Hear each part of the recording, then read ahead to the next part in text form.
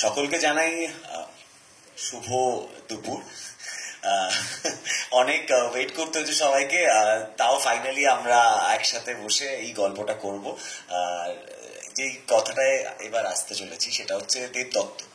দেবদত্তর যখন এই চরিত্রটা করার অফারটা পেলাম, আমি প্রথম জিনিসটা যেটা শুনে আমি এক্সাইটেড হয়েছিলাম সেটা হচ্ছে পুরো শোটা হবে ভিএফএক্স এ, যেটা আমার কাছে প্রথম। এর আগে আমি করেছি, তবে সেটা টেলিসোপ ছিল না। তবে এখানে অনেক কিছু শেখার আছে অভিনেতার পয়েন্ট অফ ভিউ থেকে।